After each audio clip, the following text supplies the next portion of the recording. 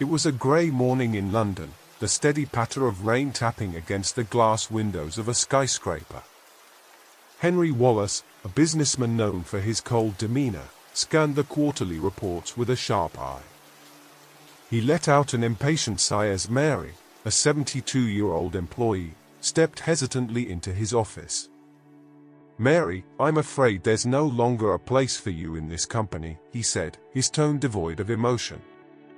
But as their eyes met, hers glistening with unshed tears, something inexplicable stirred within him. Even so, the meeting was over in minutes, and Mary left the building, carrying with her a secret that would change both their lives forever. The Wallace Enterprises building mirrored the city itself, sleek, efficient, yet unwelcomingly cold. Each floor hummed with the noise of clattering keyboards, ringing phones, and hurried conversations. The air always seemed heavy with the bitterness of stale coffee and the invisible weight of corporate expectations. To most, Mary Collins was a near-invisible figure, but she had a knack for bringing a quiet warmth to the otherwise sterile environment. Each morning, she'd arrive early, greeting everyone with a gentle nod while sorting the mail. To the younger employees, she was simply the admin lady. Yet, for the few who paused to chat, Mary was a wellspring of stories and quiet wisdom. At the central desk of the executive floor, Sarah, a young analyst with big ambitions, often watched Mary as she sipped her tea. "Don't you ever get tired?" Sarah asked one day, seeing Mary balancing a stack of folders. Mary chuckled softly. "Keeps the spirit young," she replied with a twinkle in her eye. Henry Wallace, on the other hand, rarely interacted with the staff beyond curt emails or concise reports. He arrived at the same time each morning, his suit always immaculate, his steps purposeful. His presence inspired both respect and unease. Few truly knew him, though whispers about his meteoric rise and ruthless decisions often filled the quieter moments in the office. Yet Henry noticed more than he let on. He kept track of who delivered results and who slowed the machine down. To him, Mary, while efficient, was a minor cog in the grander vision of his enterprise. Personal connections, he believed, were luxuries the corporate world couldn't afford. During breaks, Mary would retreat to a small room on the ground floor, where she often shared her lunch with Roger, the building's security guard. Over time, Roger had become her closest friend at work. "You ought to take it easy, Mary," he'd say now and then. She'd simply nod, swiftly steering the conversation elsewhere. Wallace Enterprises ran like clockwork, but beneath its polished surface were countless untold stories, dreams, frustrations, and unlikely friendships. While Henry drove the company forward with machine-like precision, he overlooked the quiet human touches that kept its heart beating. In the hurried corridors of Wallace Enterprises, people rarely stopped for more than a brief nod. Yet Mary always noticed the small things others didn't. She'd straighten a rookie intern's lopsided badge or leave a sticky note reminder for Sarah, who often forgot to submit reports on time. One frosty morning, Mary draped a blanket over Anne's chair, the receptionist who'd mentioned shoulder pain the week before. "You didn't have to do that, Mary," Anne said, startled. "I just thought it might help," Mary replied as she left the room. For people like Anne, Mary was a quiet blessing. For others, she was merely a shadow. Rachel, an ambitious analyst, often avoided her gaze. "Why does she always have to meddle?" Rachel muttered to Tom one day. "It's like she's trying to be everyone's guardian angel." Then there was the chatter behind her back. One afternoon, while filing documents in the archive room, Mary overheard voices from the next room. "I don't see why she's still here," said a man she recognized as James from IT. "She should have retired ages ago. The only reason she's around is because she's cheap and does whatever they ask." The word stung, But Mary didn't let it show. She continued stacking files with her usual calm demeanor. After all, she wasn't there for recognition. Her job wasn't a choice, it was a necessity. Still, not everyone was indifferent. Roger, the security guard, was one of the few who truly grasped the extent of what Mary did. Once, while they shared a snack in the break room, he remarked, "You know, I see you running around all day, but no one ever seems to ask how you're doing." Mary smiled, but her eyes betrayed a flicker of weariness. "People don't ask questions they don't want the answers to, Roger," she replied. Despite not forming deep friendships at work, Mary remained tirelessly kind. On a colleague's birthday, she was the one who left a small cake on their desk, expecting nothing in return. When the sales department worked late into the night, she stayed behind too, ensuring there was water and coffee available for everyone. Yet there was something about Mary's quiet dedication that unsettled some people. To them, her selflessness was a mirror reflecting their own shortcomings. Rather than face that discomfort, it was easier to dismiss her. One particularly chaotic Friday at Wallace Enterprises, an important client requested last-minute changes to a high-stakes project, leaving most departments in a frenzy. As usual, Mary was in her little archive room, filing documents and making sure everything was where it needed to be. "Mary, could you find the Greystone client contract from 2017, please?" Sarah burst in, clearly flustered and barely making eye contact. Mary nodded, her calm smile reassuring, and went straight to the right section. As she searched through the contracts, muffled voices of an argument drifted through the door. "Why didn't you send this earlier?" It was Rachel, the analyst, with something to prove, her tone sharp and accusatory. "I told you I needed this report on my desk first thing this morning." "I did send it, but you were busy," replied an intern, his voice shaky with nerves. Hearing the tension in his voice, Mary quickly found the contract and, before heading to Sarah's desk, left a small note at the intern station: "You're doing great. Don't let one rough moment define your day." Meanwhile, from his glass office, Henry Wallace observed the chaos. He said nothing but took in everything. Productivity was his guiding metric, and days like this only confirmed his belief: one weak link in the chain could jeopardize the entire system. What he failed to see was that without Mary, the whole mechanism would have ground to a halt long ago. Later that afternoon, as Mary prepared parcels for dispatch, a young IT staffer approached her hesitantly. "Excuse me, Mary. I think I might have dropped this near your desk earlier." He handed her a simple keyring with a faded photo of a young couple. Mary's face softened with emotion as she accepted it. "Thank you, Neil," she said softly. "It's important to me." As the day wound down and the office began to empty, Sarah found Mary in the break room, quietly washing up forgotten coffee mugs. "You don't have to do that, you know," Sarah said sincerely. "I don't think anyone here realizes just how much you do for us." Mary simply smiled, her usual response revealing nothing yet speaking volumes. That evening, as the corridors emptied, Henry passed through the administrative area. He paused momentarily, watching Mary organize parcels into a box for delivery. There was something about her quiet resolve, the way she seemed to carry the weight of an entire floor without complaint, that stayed with him. But true to his nature, Henry said nothing and carried on to the lift. The following week, the office atmosphere was heavier than usual. Rumors of impending layoffs were circulating. The formal announcement hadn't been made yet, but there were telltale signs: whispered conversations, anxious glances, and Henry's frequent presence in closed-door meetings. Mary, however, continued as if nothing had changed. That morning, she brought in a homemade orange cake and left it in the break room with a small note, for a slightly sweeter day. A few colleagues helped themselves, offering distracted thanks, while others didn't notice at all. Meanwhile, Sarah watched Henry stride through the main office, his expression a blend of determination and fatigue.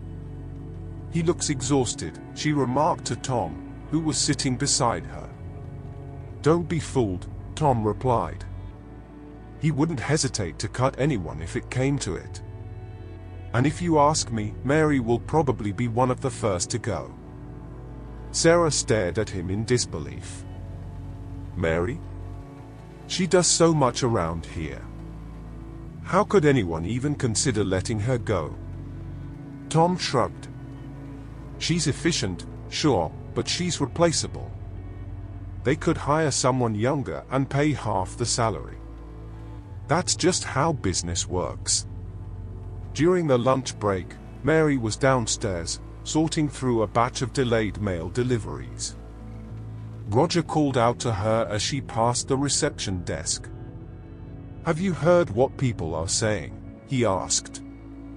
"About the cuts?" "Yes, I've heard.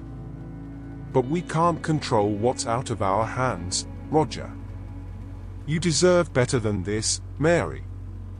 I don't know how you stay so calm." She smiled gently. "My job doesn't define me. What matters is how we choose to treat people." As the rumors swirled, Henry observed the company with his usual analytical detachment, but his behavior had subtly shifted.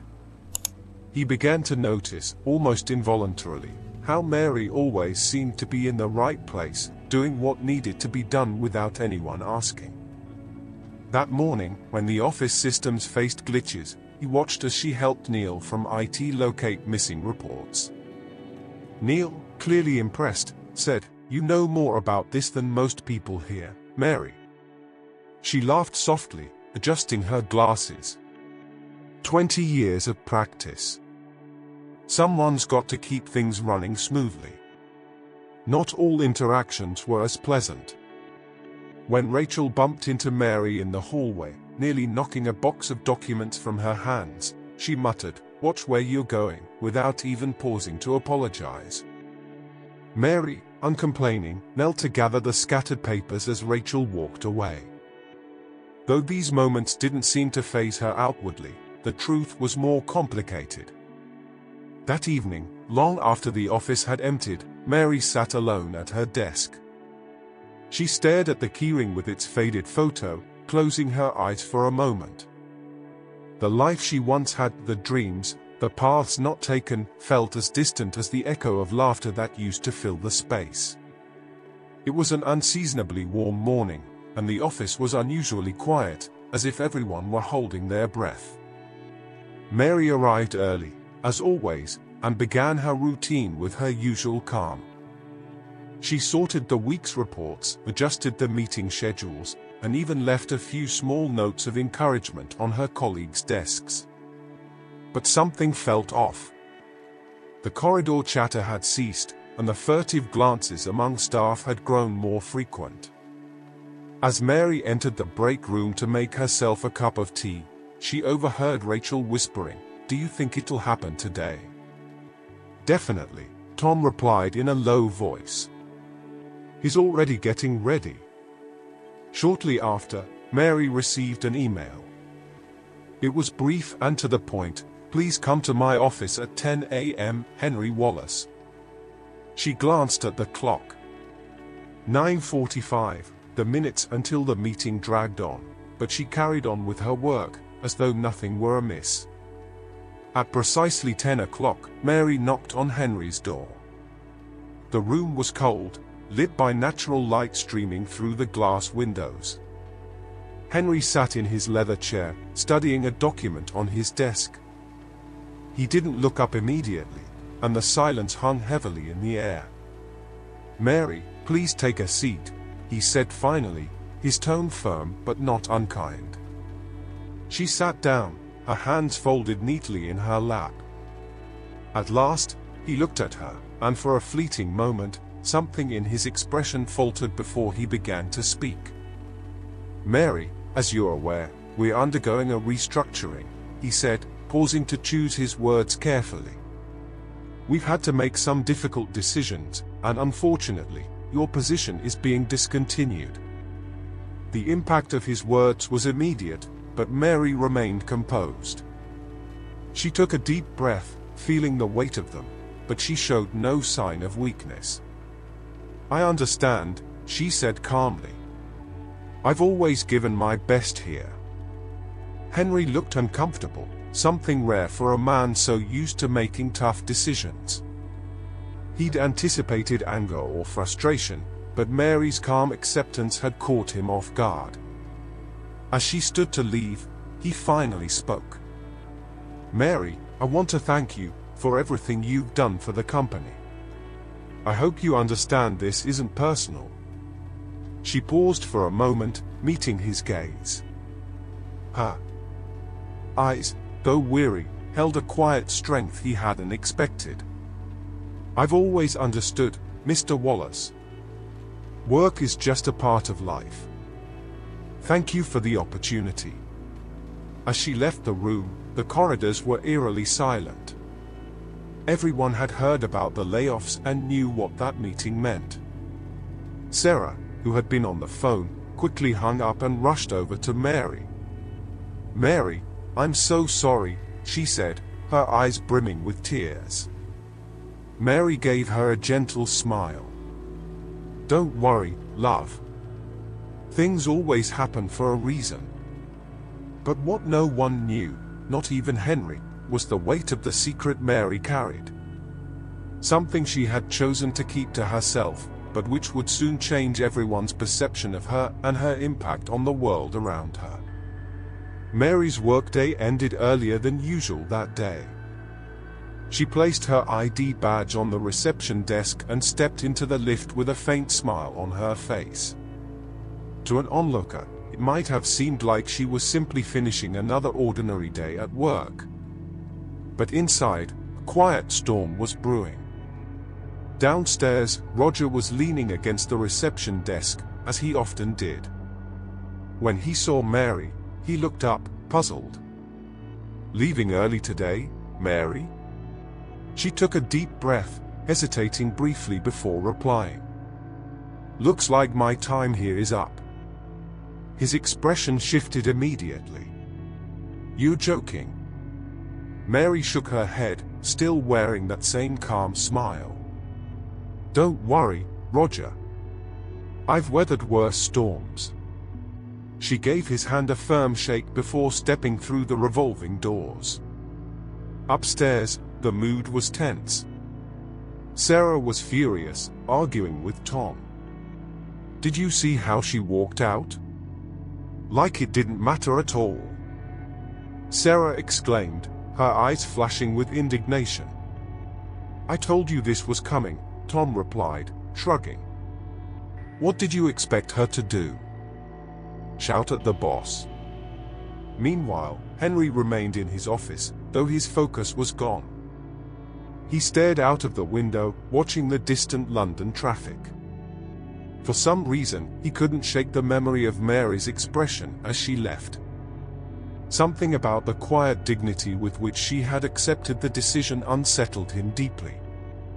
Later that day, Sarah stumbled upon something unexpected in the break room, a folder with Mary's name on it, left behind. Inside were old documents, a few faded photographs, and a handwritten letter. Curiosity piqued, Sarah began to read, but soon found herself choking up. The letter was addressed to a name she didn't recognize, but its meaning was clear. Mary was expressing gratitude for something that had changed her life decades ago. Accompanying the letter was a photo of Mary standing beside a younger man, clearly Henry, though looking far more relaxed and approachable than anyone in the office had ever seen him. Sarah didn't know what to think. Why did Mary have a picture with Henry? What connection had they shared that no one else knew about? The next morning, Henry arrived at the office to find Sarah waiting for him. She hesitated before finally holding out the letter and photo. "I found this yesterday, Mr. Wallace. I thought you should see it." He took the photograph, and though his reaction was subtle, it was profound. He stared at it in silence for what felt like an eternity before finally asking, "Where did you find this?" That afternoon, Henry sat alone, gazing at the photograph as if trying to solve a riddle. Sarah, nervous, remained still in front of his desk, watching his expression closely. Finally, he placed the photo down and let out a long sigh. "You haven't shown this to anyone else, have you?" "No, sir," Sarah replied cautiously. "But what does it mean?" Henry hesitated, struggling to articulate something he didn't fully understand himself. "Mary, she helped me a long time ago. Much more than I'd care to admit." Sarah raised her eyebrows in surprise. "What do you mean?" "It's complicated," Henry muttered. "Back then, I was just starting out in my career. I had no direction, no resources. Mary, she gave me a chance when no one else would. If it weren't for her, I wouldn't be here today." Sarah stayed silent, processing what she'd just heard. The image of Mary as an invisible, expendable employee began to dissolve, replaced by something much greater. "Then why did you let her go?" The question slipped out before she could stop herself. Henry looked at Sarah, and for the first time in years, there was something resembling guilt in his eyes. "I didn't know she was still here. I didn't connect the name to the person." He shook his head, as though trying to clear his thoughts. "But now I need to make it right." That same evening, Henry drove to Mary's address, which he'd found in an old company record. The house was modest but well kept, with flowers lining the front garden and a warm light glowing through the window. When he knocked on the door, Mary answered, looking surprised but not shaken. "Mr. Wallace," she said calmly. "What brings you here?" For a moment, he was lost for words, feeling like a boy standing before his old mentor. "Mary, I think I've made a mistake." She invited him in, poured him a cup of tea, and as they talked, Henry began to remember everything, the words of encouragement Mary had given him all those years ago, the times she had paid for his transport to interviews, and the advice that had helped him build his confidence. "Why didn't you ever say anything?" he finally asked, his voice quiet. "You were too busy to remember, and I never wanted you to feel indebted to me. It was just what I could do for you at the time, and that was enough for me." Years before Henry Wallace became the respected and feared CEO, he was just another young man lost in the chaos of London. The city was vast, brimming with opportunity, but merciless to those who couldn't keep up. Henry had arrived with little money, a fresh degree, and the weight of expectations he didn't know how to meet. At 24, he lived in a tiny rented room behind a convenience store. By day, he worked as a barista in a cafe. By night, he sent out CVs to companies that didn't even bother to reply. The days were long, the weeks endless, and he was beginning to question whether moving to London had been a mistake. One of those days, after yet another failed interview, Henry found himself sitting on a park bench with his head in his hands, the weight of failure pressing down on him. Mary, carrying a shopping bag, noticed the young man and hesitated before approaching him. "Are you all right, young man?" she asked, her tone a mix of concern and kindness. Henry looked up to see a woman with a maternal expression, not pity, but genuine care. "I'm just tired," he said, though he knew it was more than that. She sat down beside him without asking, opened her shopping bag, and pulled out a small, wrapped sandwich. She handed it to him. "Tiredness doesn't get better on an empty stomach. Eat." Reluctantly, Henry accepted. That small gesture, so simple, was enough to open a door. Slowly, he began to talk about his situation, the endless job hunt, the failures, and the seemingly unbreakable cycle he was stuck in. Mary listened patiently, not interrupting. "There's no shame in starting small," she said when he finished. "But the key is to never let the exhaustion make you give up." In the days that followed, they crossed paths in the park a few more times. Henry, always hunched and defeated, seemed like he carried the world's weight, but Mary saw something more. She asked about his interviews, offered tips on improving his posture, and even helped him rewrite his cover letters. One day, when Henry admitted he didn't have the fare to take the tube to an important interview, Mary handed him a £20 note. He refused immediately, but she insisted. "Consider it a loan. Pay me back when you're on top of the world." Henry never forgot the day Mary handed him that money for the train fare. That small act of trust and generosity, coming from someone who barely knew him, reignited something within, a determination that had been smothered by failure. The interview Mary helped him attend was with a small consultancy firm. Henry didn't get the job, but the feedback he received was a turning point. "You're smart, but you seem to doubt yourself," the interviewer had said. Those words echoed in Henry's mind for days.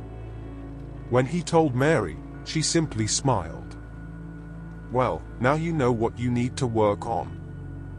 And so Mary began shaping Henry without him even realizing it.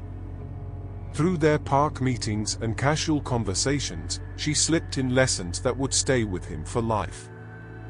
"You walk into a room with your shoulders slumped," she said once. "People won't trust you if you don't trust yourself. Chin up, always." "But I've got nothing to show for myself," he replied, frustrated. "You've got yourself. That's more than enough if you learn how to use it." Mary's help wasn't just philosophical, it was practical too. When Henry finally secured an internship at a finance company, Mary turned up the day before with an unexpected gift, a second-hand suit, neatly pressed and carefully chosen from a charity shop. "You need to look the part, even if you're not quite there yet," she said as she handed it over. Over the following months, their bond deepened. Henry began to see Mary not just as a mentor, but as a guide. Mary, in turn, saw the potential in him that few others recognized. The internship quickly turned into a full-time position. Henry showed a natural flair for financial analysis and, more importantly, began to adopt the confident demeanor Mary had always encouraged. His superiors took notice, and within a year, he was promoted. But life in the city and his rapid rise up the ranks began to change the dynamic between him and Mary. Their occasional park meetings became less frequent, and his messages of gratitude fewer and farther between. Mary bore no resentment, only acceptance. "You're where you're meant to be," she said the last time they met. By the time Henry had reached the top, Mary was little more than a distant memory. He never sought her out to repay the loan, or to show her how far he'd come. Deep down, he convinced himself he'd outgrown that phase of his life. But the truth was, he was trying to forget just how much he had relied on her support. In Mary's modest living room, the silence between them was broken only by the gentle ticking of the wall clock. Henry held his tea, but didn't drink it, his thoughts so tangled he could barely find the words. "You didn't have to do any of that for me," Henry said at last, his voice tinged with both guilt and gratitude. Mary tilted her head, as though weighing her response. "You were a young man, lost. At that moment, helping you was simply the right thing to do." Henry set the cup down, his hands pressing against his knees. "But I never came back. I never even said thank you." She laughed softly, a sound more of understanding than amusement. You were busy building your future. I never expected anything in return, Henry. I still don't." Her words, though genuine, only deepened the weight on his chest. Henry realized it wasn't just the financial debt he had neglected, it was a moral debt, something far greater. As his eyes wandered around her simple home, he noticed details that now seemed significant: the black and white photos on the shelf, the worn sofa, the carefully organized books. It was clear Mary had lived modestly. Mary, he hesitated, his gaze falling on a photo of her with a group of young people in a park. "You did so much for me, and you've done something amazing with your life," she interrupted. "That's more than enough." But Henry knew it wasn't. He knew that while he had thrived, Mary had continued to work, perhaps out of necessity, perhaps just to get by. A wave of shame washed over him as he recalled the decision to let her go, a decision that had seemed, until now, like nothing more than a matter of numbers. Before leaving Mary's home that evening, Henry made a promise to himself. He couldn't change the past, but he could find a way to set things right in the present. The next morning, Henry arrived at the office earlier than usual. He strode into his office with purpose but didn't open any reports or check his emails. Instead, he called for Sarah. "I need you to find everything you can about Mary Collins," he said. "Her work history, records, whatever you can dig up." Sarah blinked, taken aback. "Why?" "Because I owe her a debt," he replied simply. As Sarah began her task, Henry's mind wandered back to something Mary had said the night before: "Work doesn't define me. What matters is how we choose to treat people." Those words didn't just echo in his mind, they uprooted something buried deep within him. A humanity he'd long since sidelined in favor of ambition and success.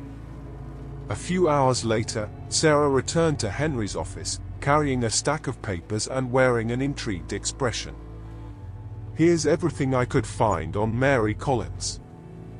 "But, sir, did you know she had a completely different career before working here?" Henry frowned. "What do you mean by that?" Sarah set the documents down and pointed to one record in particular.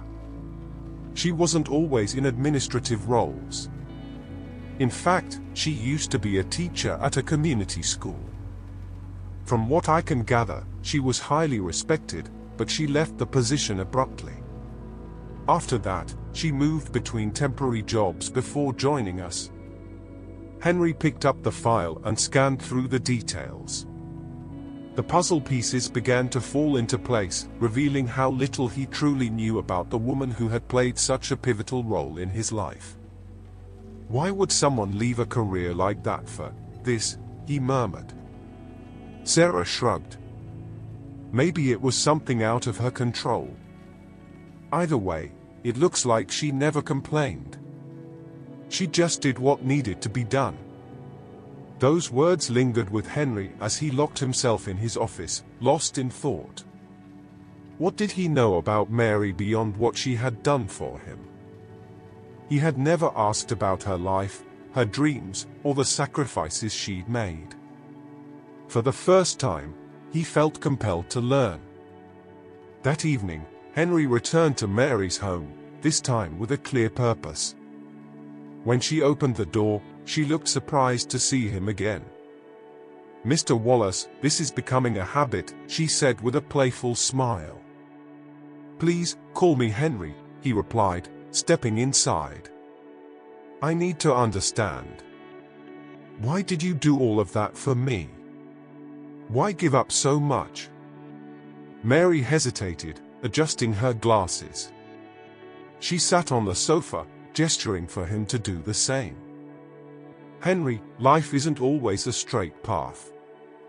When I lost my husband, I needed something to keep me going.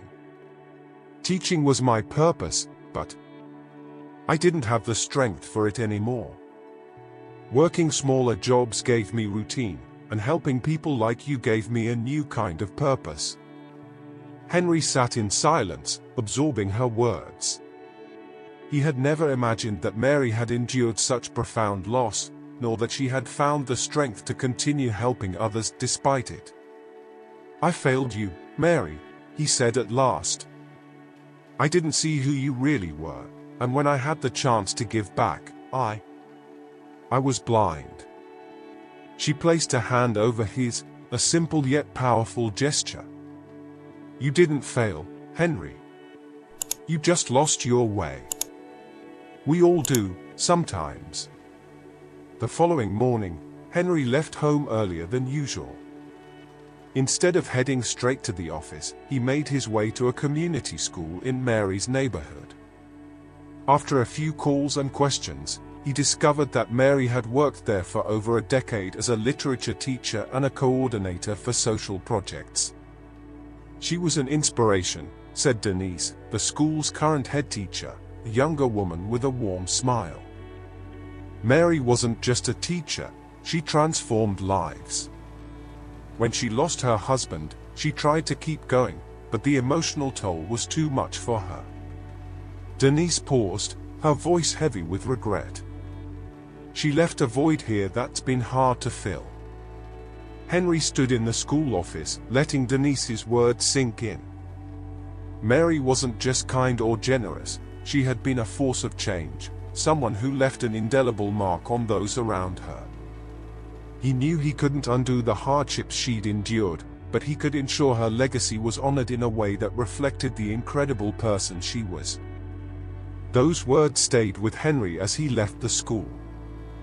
He realized that Mary had lost as much as he had gained.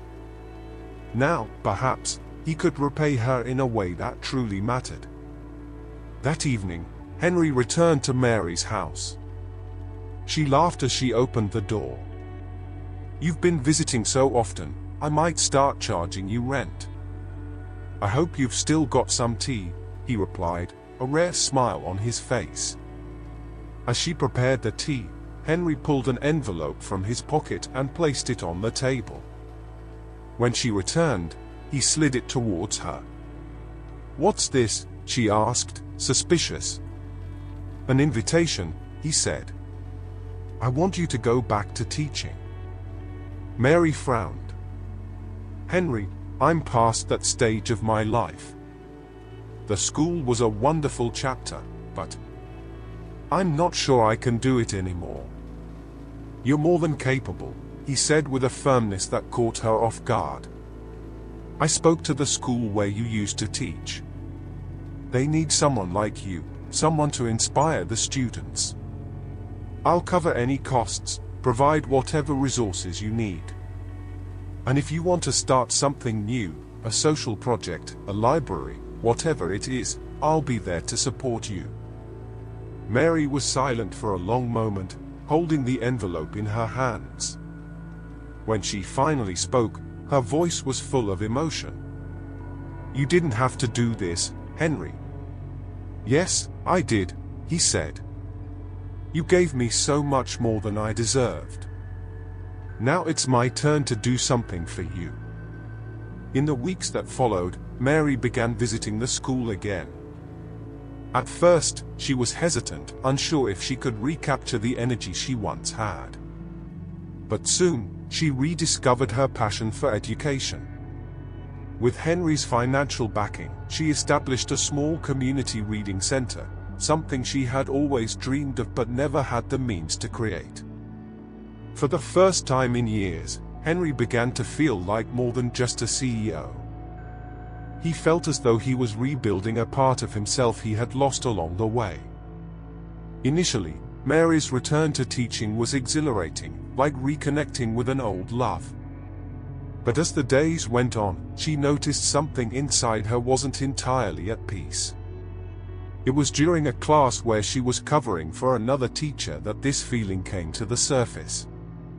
The room buzzed with energy, as usual, but in the corner, a girl sat quietly, her eyes fixed on the desk in front of her.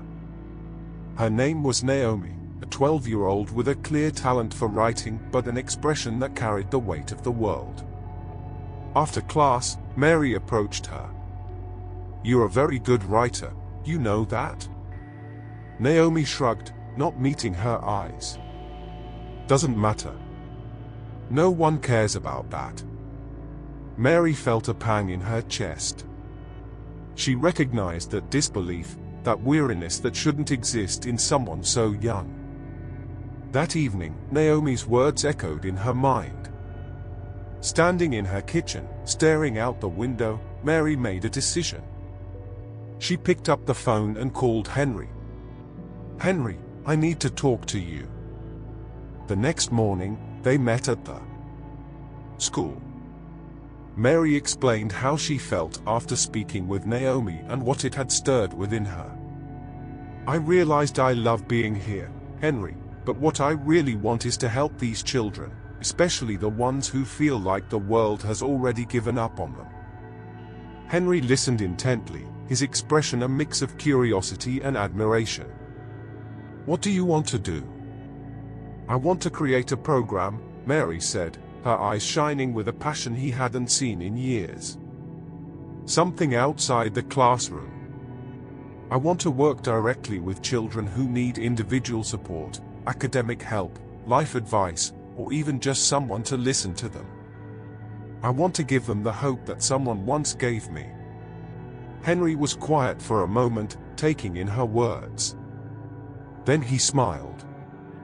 "That sounds like something you were born to do." In the months that followed, Mary and Henry worked together to bring the program to life. Drawing on Mary's experience and Henry's resources, they launched a community initiative to support vulnerable young people. Naomi was one of the first participants. With Mary's encouragement, Naomi began writing regularly, and her story soon gained recognition in school competitions. Watching Naomi's confidence grow, Mary felt a deep sense of fulfillment, knowing that she was once again making a real difference in the lives of others. Mary found renewed energy in every child she helped. And Henry, though less directly involved, discovered that watching the impact of their work brought him a sense of fulfillment that corporate success never had. The community program they created, called Horizons, quickly gained momentum. It offered mentorship, tutoring, and creative workshops for children facing difficulties at school or home. Mary personally oversaw every detail, from interviewing the first volunteers to planning activities tailored to each group of students.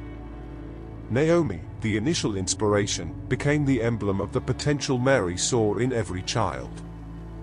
During a creative writing workshop, Mary asked the students to write about a dream they thought impossible.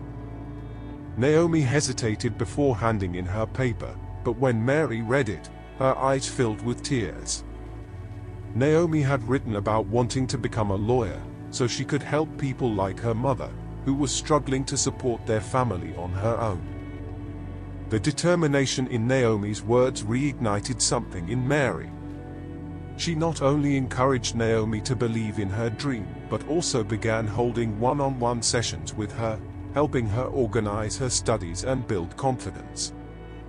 Over time, Naomi transformed from the quiet girl at the back of the room into a self-assured young woman, resolute in pursuing her goals. While Mary immersed herself in the program, Henry watched from a distance. He had become a significant benefactor, ensuring that Horizons had the resources to grow, but something gnawed at him. Despite his contributions, his involvement felt detached, almost transactional. Mary was changing lives in a deeply personal way, while he simply signed checks. One evening, after an award ceremony for the program's students, Henry asked to speak with Mary privately. They stood in the garden of a community center, surrounded by the distant sound of laughter and cheerful voices. "You know none of this would have happened without you, don't you?" he said. Mary smiled as she adjusted her glasses. "No, Henry. None of this would have happened without us. You provided the resources, I just did what I love." Henry shook his head. "That's not true. I feel like, in the end, All I did was try to fix a mistake from the past. But you have a gift I'll never have. You make people believe in themselves." Mary held his hand for a moment, her grip warm and steady. "Henry, believe it or not, you do that too. You made me believe this was possible. Sometimes, doing the right thing is more than enough." The program continued to expand, eventually gaining national recognition. Schools in other areas began replicating the Horizons model, amplifying its impact. Mary, however, never lost sight of the individual work. She still spent countless hours mentoring children like Naomi, following not only their academic progress but also their lives, dreams, and fears. Henry, inspired by Mary, started to change as well. He became more directly involved, attending events, speaking with the children, and sharing his own story. For the first time in years, he opened up about his failures and how one person had believed in him when he couldn't believe in himself. The program's crowning moment came during a special celebration. Naomi, now an 18-year-old, was chosen to give a speech as the program's representative. As she stepped onto the stage, she looked straight at Mary before she began. "I wouldn't be here today if it weren't for her. Mary believed in me when no one else did, not even me. She didn't just change my life, she showed me that I could change the lives of others too." Naomi's speech brought tears to Mary's eyes and, to Henry's surprise, to his as well. For the first time, he felt he'd found a purpose far greater than financial success. When the ceremony ended, Henry approached Mary. "You've changed the world, Mary," he said. She smiled, her eyes shining with pride and gratitude. "No, Henry. We changed it." Over the years, the Horizons program became a national benchmark. Young people like Naomi not only transformed their own lives but returned as mentors, helping a new generation discover the power of self-belief. Mary, though older and with her health beginning to show signs of wear, remained deeply involved, attending to every detail and dedicating herself to each student as if they were the only one. Henry, on the other hand, found a purpose that went far beyond the corporate world.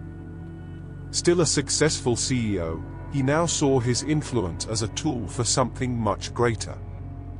He began investing in more community initiatives, inspiring other businesses to follow suit.